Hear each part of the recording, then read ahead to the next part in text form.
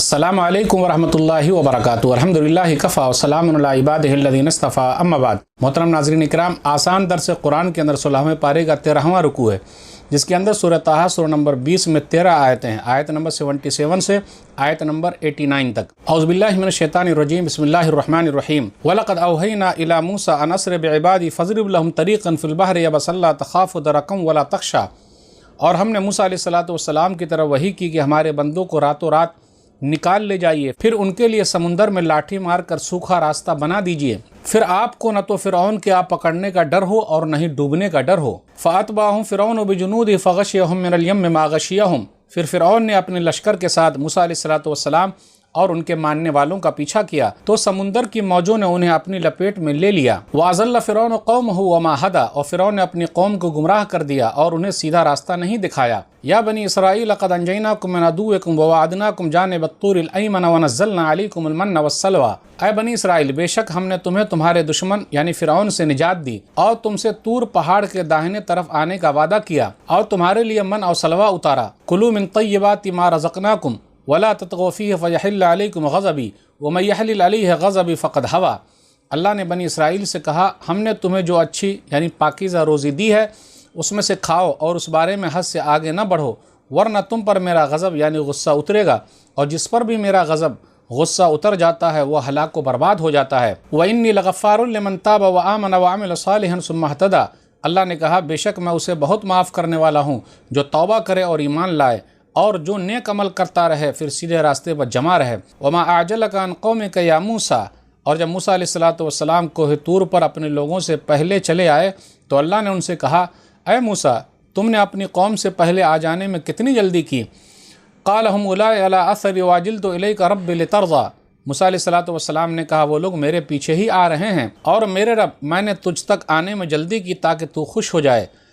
क़ाल फ़इन्ना क़द फ़तन्ना क़ौमका मिन बादिका वअज़ल्लहुमुस सामिरी। अल्लाह ने कहा, हमने तुम्हारे आने के बाद तुम्हारी कौम को फितना यानी आजमाइश में डाल दिया है और सामरी ने उन्हें गुमराह कर दिया है। फ़रजा मूसा इला क़ौमिही ग़ज़बान असिफ़ा क़ाल या क़ौम अलम यइदकुम रब्बुकुम वअदन हसना अफ़ताल अलैकुमुल अहद वअमरतुम अन यहिल्ल अलैकुम ग़ज़बुम मिन रब्बिकुम फ़अख़लफ़्तुम मौइदी। तो मूसा अलैहिस्सलातु वस्सलाम अपनी कौम के पास गुस्से की हालत में अफसोस करते हुए लौटे। कहा, ऐ मेरी कौम, क्या तुम्हारे रब ने तुमसे अच्छा वादा नहीं किया था? क्या वादे की मुद्दत लंबी हो गई थी, या तुमने खुद ही चाहा कि तुम्हारे रब का गज़ब गुस्सा तुम पर उतर जाए, इसलिए तुम लोगों ने मुझसे किए हुए वादे की खिलाफ वर्जी की यानी मुझसे किया हुआ वादा तोड़ दिया। क़ालू मा अख़लफ़ना मौइदका बिमल्किना वलाकिन्ना हुम्मिलना औज़ारम मिन ज़ीनतिल क़ौम फ़क़ज़फ़नाहा फ़कज़ालिका अलक़ा सामिरी।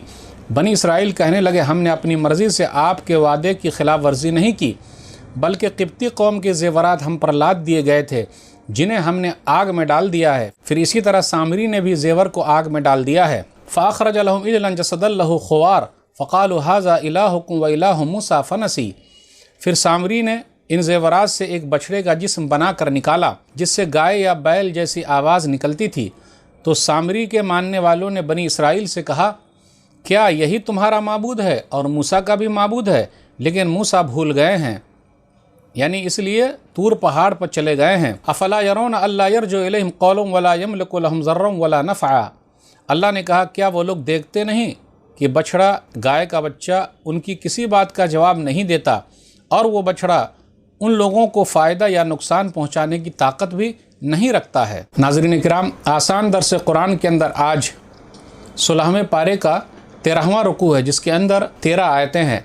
आयत नंबर 77 से आयत नंबर 89 तक। इसमें मूसा अलैहिस्सलातु वस्सलाम की कौम का जिक्र है। इसमें मूसा अलैहिस्सलातु वस्सलाम की कौम को अल्लाह ताला ने जो इनामात दिए उसका जिक्र है। फिर उसके बाद मूसा अलैहिस्सलातु वस्सलाम की कौम ने जो नाशुक्री की उसका जिक्र है, और सामरी का जिक्र है, किस तरह उसने बछड़े की पूजा पर लोगों को लगा दिया। मूसा अलैहिस्सलातु वस्सलाम अब आगे आगे जा रहे हैं, पीछे पीछे फ़िरऔन का लश्कर आ रहा है। मेहनत करने के लिए कहा, हरकत में बरकत है, तो अल्लाह ने कहा, फ़ज़रिब लहुम तरीक़न फ़िल बहरि यबसन ला तख़ाफ़ु दरकम वला तख़शा। तो आप समुंदर में लाठी मार कर सूखा रास्ता बना दीजिए। तो लाठी मारा तो रास्ता बन गया, और वो रास्ता जब बना तो मूसा अलैहिस्सलातु वस्सलाम और उनकी कौम गुजर गई, लेकिन फ़िरऔन और उसके लश्कर जो है उसी के अंदर डूब गए। असबाब इख्तियार करना ज़रूरी है, मेहनत करना ज़रूरी है। भरोसा अल्लाह पर कब करना है?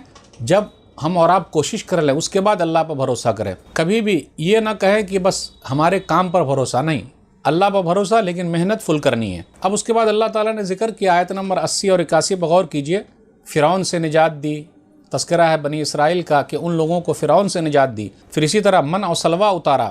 من کس کو کہا جاتا ہے؟ شہد یا میٹھا پانی کو من کہا جاتا ہے۔ سلوا تیتر یا بٹیر جیسی ایک چڑیا تھی جس کو وہ لوگ کھاتے تھے اور فری میں یہ کھانا ان لوگوں کو ملتا تھا۔ آیت نمبر 82 پر غور کیجئے، وَإِنِّي لَغَفَّارٌ لِمَن تَابَ وَآمَنَ وَعَمِلَ صَالِحًا ثُمَّ اهْتَدَىٰ، بے شک میں بہت بخشنے والا ہوں، لیکن کس کو؟ اللہ نے کہا جو توبہ کرے 1، جو ایمان لائے 2، جو نیک عمل کرے 3، اور جو سیدھے راستے پر چلے 4۔ اس کے بعد یہ ذکر ہے کہ سامری نے بنی اسرائیل کو گمراہ کر دیا۔ سامری نے بنی اسرائیل کو گمراہ کر دیا۔ سامری یہ منافق تھا۔ سامری پہلے کافر تھا، اسلام قبول کیا، منافق رہا، موقع جیسے ملتا تھا تو وہ کیا کرتا تھا؟ پھر برائی کی طرف لوٹ جاتا تھا۔ موسیٰ علیہ السلام کوہ طور پر گئے تھے تو اس نے کیا کیا کہ بچھڑے کی شکل بنائی اور کس طریقے سے مٹی کے اندر آواز آنے لگی تو لوگوں کو بچھڑے کی پوجا کی طرف بلایا۔ تو یہ سلسلہ بڑا پرانا ہے جو چلا آ رہا ہے۔ آخر سامری نے ایسا کیوں کیا؟ اب آیت نمبر 87 پر غور کیجئے کہ اس کے اندر یہ ہے کہ زیورات جو ہے وہ سب جمع کیے گئے۔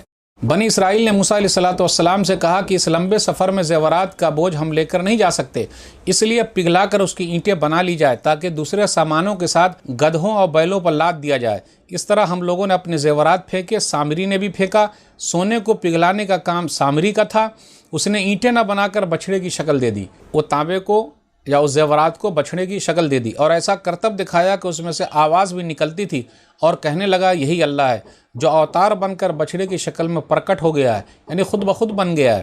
تو یہ پرانے زمانے سے چلا آ رہا ہے۔ اللہ نے کہا کہ یہ لوگ غیر اللہ کو جو پوج رہے ہیں، اللہ کے علاوہ جس کو پوج رہے ہیں، وہ نفع نقصان کے مالک نہیں ہیں، نہ فائدہ پہنچا سکتے ہیں نہ نقصان پہنچا سکتے ہیں۔ لیکن یہاں پہلے یہ کہا کہ نہ نقصان پہنچا سکتے ہیں نہ فائدہ پہنچا سکتے ہیں، اس لیے گھبرانے کی ضرورت نہیں، کیونکہ اس کے اندر کوئی اختیار نہیں ہے، اختیار اللہ کے پاس ہے۔ تو اللہ فائدہ پہنچاتا ہے، اللہ کسی کو آزمانے کے لیے نقصان میں ڈالتا ہے۔ تو ناظرین کرام، آج کے درس میں بس اتنا ہی۔ اللہ سے دعا ہے کہ اللہ تعالی ہم لوگوں کو قرآن کریم کو پڑھنے، پڑھانے، سمجھنے، سمجھانے، قرآن کے پیغام کو دنیا کے کونے کونے تک پہنچانے کی توفیق دے، آمین۔ والسلام علیکم ورحمۃ اللہ وبرکاتہ۔